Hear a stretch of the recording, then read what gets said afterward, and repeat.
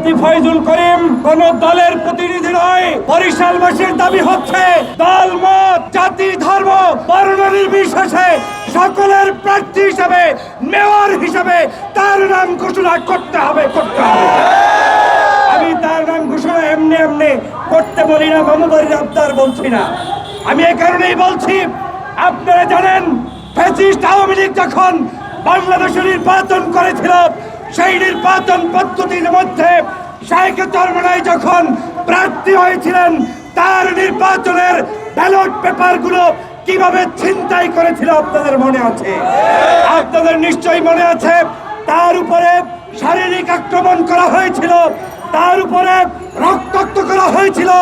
তখন নির্বাচন কমিশনার বলেছিল তিনি কি মারা গিয়েছেন?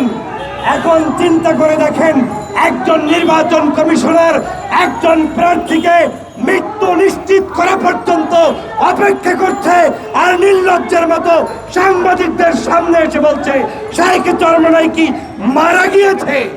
যিনি বলেন তিনি ইন্তেকাল করেছেন, সেই ইন্তেকাল কমিশনের রিপোর্ট দিয়ে অন্তত মেয়র নির্বাচন করা যায় না।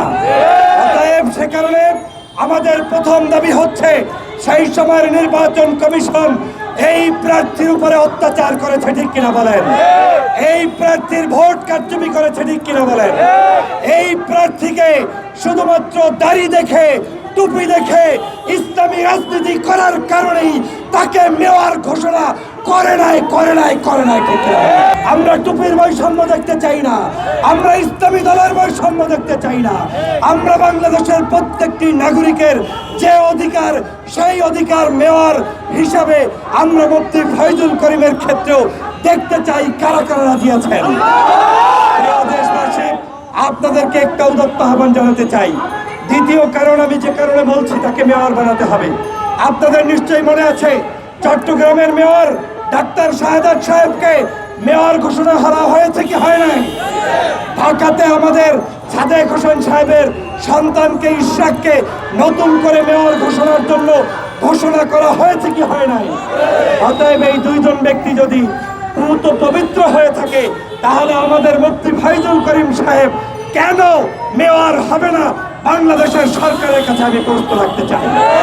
আমাদের এই দেশে জুলাই বিপ্লব যারা অর্জন করেছে, নেতৃত্ব দিয়েছে, তার মধ্যে ব্যানার নিয়ে সমাবেশ করে মিছিল করে প্রকাশ্যে যারা নেতৃত্ব দিয়েছে, তার মধ্যে এই চরমনাইয়ের শেখ চরমনাই মুফতি ফয়জুল করিম সাহেব, ঠিক কিনা বলেন? দেশের স্বাধীনতা এনে দিছে, আর তোমরা এখন চেয়ারে বসে আরাম করে কফি খাবা, চা খাবা, ওই সকল স্বপ্ন আমরা বাস্তবায়ন হতে দেব না।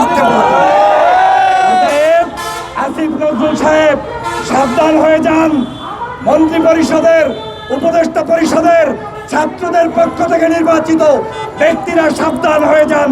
আমি আপনাদেরকে স্পষ্ট করে বলতে চাই, আমরা ডক্টর মোহাম্মদ ইউনূসের প্রতি সহানুভূতিশীল, আমরা তাকে শ্রদ্ধা জানাতে চাই।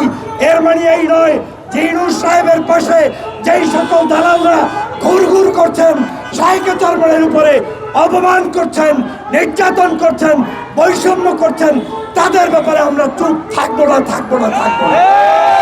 অতএব বরিশালবাসী, স্পষ্ট দাবি একটাই, আমাদের অঞ্চলের মেয়র যাকে আওয়ামী লীগ হিসাবে শেখ হাসিনার আত্মীয় হিসাবে যাকে ঘোষণা করা হয়েছে, তিনি এখন আর বাংলাদেশে আছেন কিনা আমার ধারণা নাই।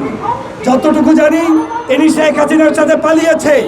অতএব এই অরক্ষিত বরিশালকে শান্তিপূর্ণ নেতৃত্বের জায়গায় নিতে হলে শেখ চরমনাইকে মেয়র ঘোষণা করলে ওই অঞ্চলের দল মত জাতি ধর্ম নির্বিশেষে নারী পুরুষ হিন্দু মুসলমানরা নিরাপদে থাকতে পারবে। অতএব আমাদের দাবি একটাই, শেখ চরমনাইকে মেয়র ঘোষণা করতে হবে। এই মেয়র তার নির্বাচনে প্রার্থী হয়ে ভোটাধিকারের মাধ্যমে তার হওয়ার অধিকার, ঠিক কিনা বলেন? আপনারা নিশ্চয়ই জানেন, বরিশালে শেখ চরমনাই সাহেব সামনে বরিশালে মেয়র হওয়ার মতো মুরাদ ওই সময় কেউ ছিল না, ঠিক কিনা বলেন? এত কারচুপি করেছে, এত অন্যায় কাজ করেছে, আপনার ভোট সেন্টারগুলো দখল করেছে। তারপরেও 10টা পর্যন্ত যে ভোট হয়েছে, সেই ভোটেও শেখ চরমনাই প্রায় 30,000-এর অধিক ভোট পেয়েছে। অতএব তিনি ওখানের দ্বিতীয় প্রার্থী আপনাদের আওয়ামী লীগের ভাষায়, যে উনি সেকেন্ড হয়েছে। যদি তাও হয় তাহলে আজকের যেই আওয়ামী লীগ প্রার্থী পালায়ন করেছে, ভোট চুরি করে সেই জায়গায় ভোটের মাধ্যমে নির্বাচিত হওয়া শাইখ চরমনের প্রাপ্ত অধিকার হচ্ছে তাকে মেয়র ঘোষণা করা। আমি আজকে আমার ব্যক্তিগত জায়গা থেকে এখানে উপস্থিত হয়েছি। আপনারা জানেন আমি নিজে প্রতিবাদ অব্যাহত রেখেছি। এই কালচার ভেঙে চুরে চুরমার করতে হবে। আমরা সত্যের পক্ষে থাকতে হবে, অন্যায়ের বিরুদ্ধে লড়াই করতে হবে। কারা কারা সেই লড়াইয়ের জন্য প্রস্তুত আছে দাঁড়িয়ে থাকতে।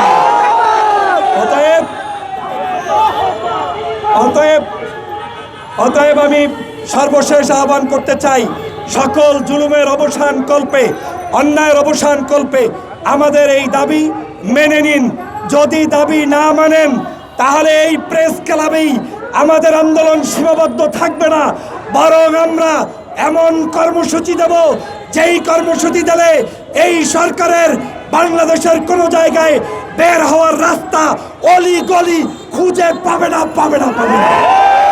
অতএব ওই আলেমদেরকে দেখলে মসজিদের ইমাম মনে করবা না, তারাবির ইমাম মনে করবা না, ওই মিলাদ পড়ানোর জন্য ডাকবা না। বাংলাদেশের রিকশাওয়ালার রাজনীতি করার অধিকার আছে, আর আমার আলেমদের রাজনীতি করার অধিকার নাই। এটা চরম বৈষম্য। আসুন দল মত জাতি ধর্ম নির্বিশেষে ঐক্যবদ্ধভাবে আমাদের প্রাপ্ত অধিকার শাইখ চরমনাইকে মেয়র হিসাবে নিয়ে নেই এবং বাংলাদেশে একটি সুষ্ঠু ধারার রাজনীতি কায়েম করি।